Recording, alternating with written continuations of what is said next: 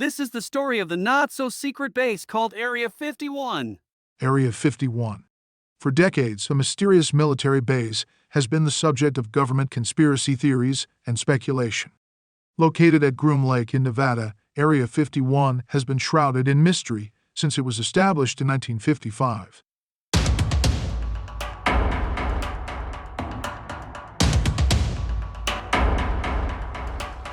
Area 51 is one of the most mysterious places on Earth.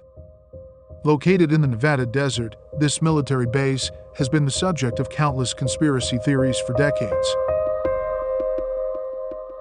What makes Area 51 so fascinating is that nobody knows exactly what's going on there. Speculation ranges from secret alien technology to underground government experiments.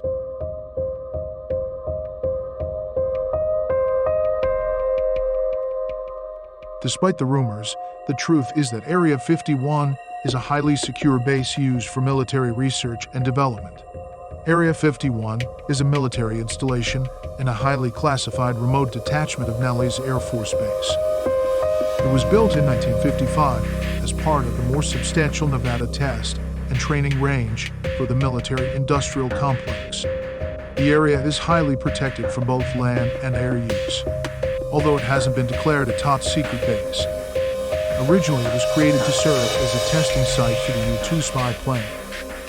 There were other top-secret aircraft tested at Area 51, including the F-117, the Archangel 12, the Nighthawk stealth fighter, and even the SR-71 Blackbird. Why it's called Area 51?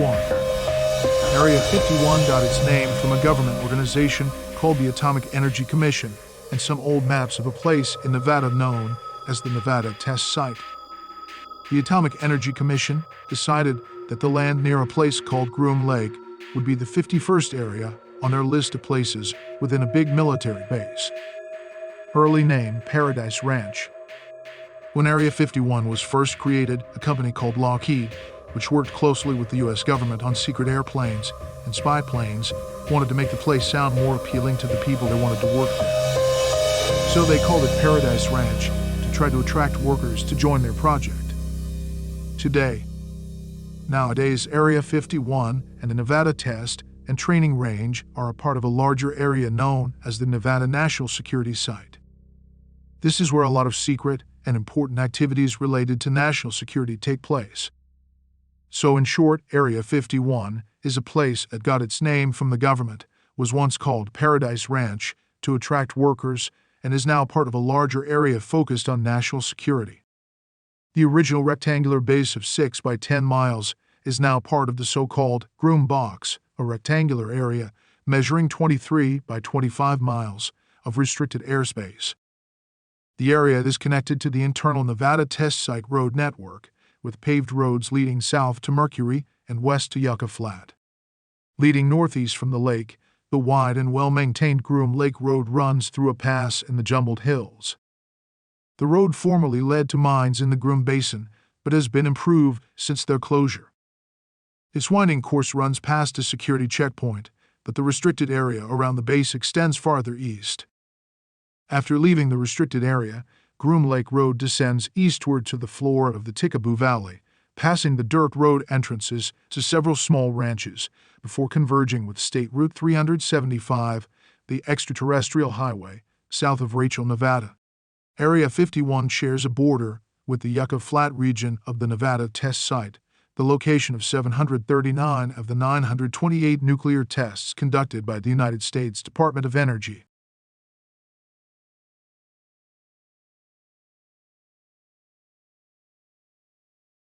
According to the CIA, the correct names for the facility are Homey Airport and Groom Lake, though the name Area 51 was used in a CIA document from the Vietnam War. The facility has also been referred to as Dreamland and Paradise Ranch, among other nicknames, with the former also being the approach control call sign for the surrounding area. The United States Air Force Public Relations has referred to the facility as an operating location near Groom Dry Lake. The special use airspace around the field is referred to as Restricted Area 4808 North. Lead and silver were discovered in the southern part of the Groom Range in 1864, and the English company, Groom Lead Mines Limited financed the Conception mines in the 1870s, giving the district its name. The airfield on the Groom Lake site began service in 1942 as Indian Springs Air Force Auxiliary Field and consisted of 2 unpaved 5,000-foot runways. The CIA established the Groom Lake Test Facility in April 1955 for Project Aquatone. Project Aquatone was the code name given to the secret contract given by the U.S. government in the early 1950s to the Lockheed Aircraft Corporation to develop the U-2 spy plane. Involved in the development of the Lockheed U-2 strategic reconnaissance aircraft was Project Director Richard M. Bissell, Jr. Richard Mervyn Bissell, Jr. was the son of Richard Bissell, the president of Hartford Fire Insurance. He was born in the Mark Twain House in Hartford, Connecticut, and went to Groton School in Groton, Massachusetts. In July 1947, Bissell was recruited by W. Averell Harriman to run a committee to lobby for an economic recovery plan for Europe. The following year, he was appointed as an administrator of the Marshall Plan in Germany and eventually became head of the Economic Cooperation Administration. Bissell moved to Washington, D.C., where he associated with a group of journalists, politicians, and government officials that became known as the Georgetown Set. Originally formed in 1945 to 1948 by Frank Wisner, Stuart Alsop, Thomas Bratton, Philip Graham, David K. E. Bruce, and Walt Rostow. They were a group of former Office of Strategic Services veterans from World War II. The grouping would expand its informal membership around the Georgetown section of Washington, D.C. Bissell worked for the Ford Foundation for a while, but Frank Wisner persuaded him to join the Central Intelligence Agency. In 1954, he was placed in charge of developing and operating the Lockheed U-2 spy plane. Bissell and Herbert Miller, another CIA officer, chose Area 51 in 1955 as the site for the test facility for the U-2, and Bissell supervised the test facility and its build-up until he resigned from the CIA. The U-2 spy plane was a great success, and within 2 years Bissell was able to say that 90% of all hard intelligence about the Soviet Union coming into the CIA was funneled through the lens of the U-2's aerial cameras. This information convinced President Dwight D. Eisenhower that Nikita Khrushchev was lying about the number of bombers and missiles being built by the Soviet Union. Project Oxcar was established in August 1959 for anti-radar studies, aerodynamic structural tests, and engineering designs, and all later work on the Lockheed A-12. Made by Lockheed Skunk Works, based on the designs of Clarence Kelly Johnson. The aircraft was designated A-12, the 12th in a series of internal design efforts for Archangel, the aircraft's internal code name. In 1959, it was selected over Convair's Fish and Kingfish designs as the winner of Project Gusto and was developed and operated under Project Oxcar.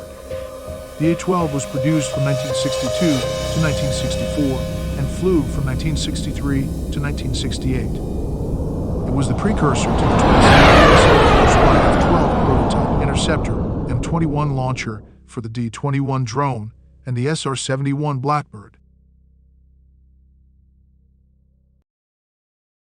This included testing at Groom Lake, which had inadequate facilities consisting of buildings for only 150 people, a 5,000-foot asphalt runway, and limited fuel, hangar, and shot space. Groom Lake had received the name Area 51 when A-12 test facility construction began in September 1960, including a new 8,500-foot runway to replace the existing runway. Reynolds Electrical and Engineering Company began construction of Project 51 on October 1, 1960, with double-shift construction schedules. The contractor upgraded base facilities and built a new 10,000-foot runway diagonally across the southwest corner of the lakebed.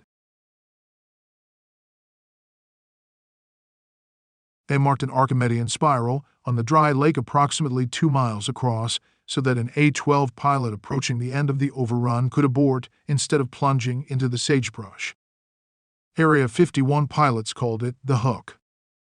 For crosswind landings, they marked 2 unpaved airstrips, runways 9/27 and 3/21 on the dry lake bed.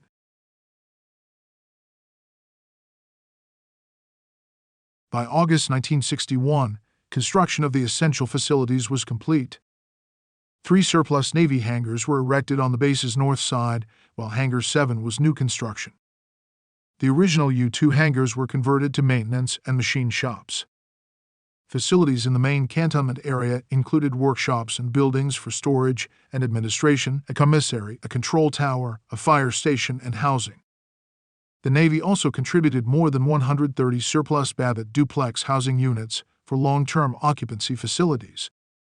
Older buildings were repaired, and additional facilities were constructed as necessary.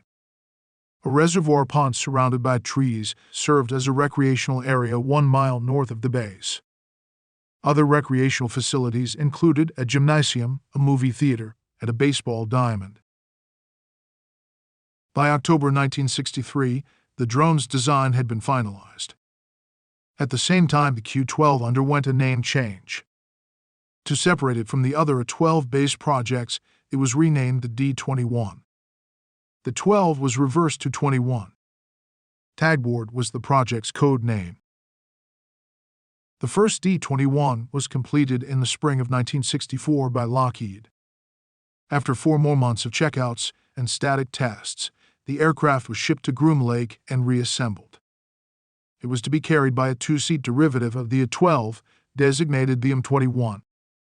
When the D-21/M-21 reached the launch point, the first step would be to blow off the D-21's inlet and exhaust covers.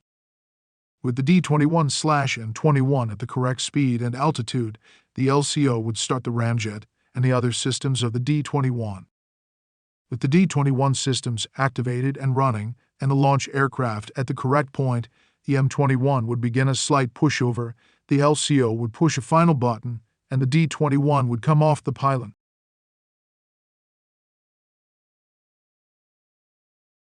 Robert Scott Lazar was born January 26, 1959. He is a known conspiracy theorist who claims he was hired in the late 1980s to reverse engineer extraterrestrial technology. This work supposedly occurred at a secret site called S4, a subsidiary installation allegedly located several kilometers south of the United States Air Force facility popularly known as Area 51.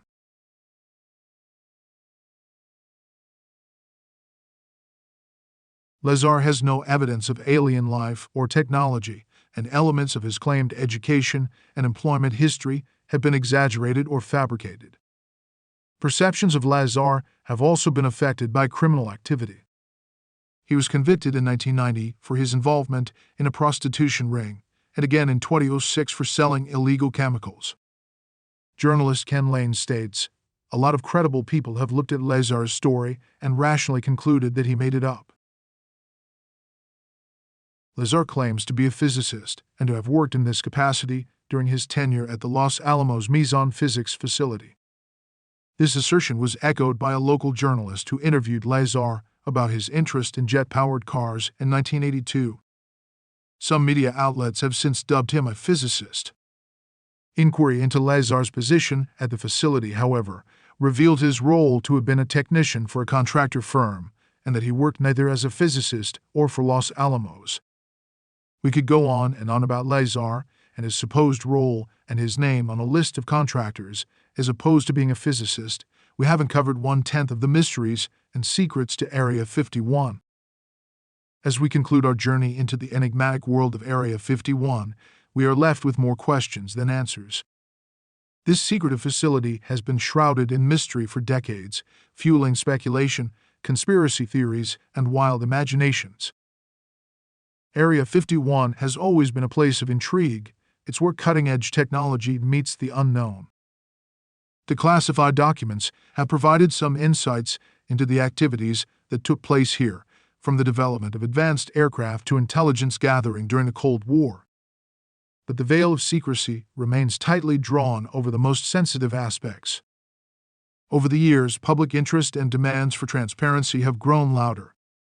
People from all walks of life have come together, seeking answers and pushing for accountability. As we leave this remote and mysterious corner of the Nevada desert, one thing becomes clear. Area 51 will continue to capture our imagination, spark debates, and remain a symbol of the enduring human thirst for knowledge and discovery.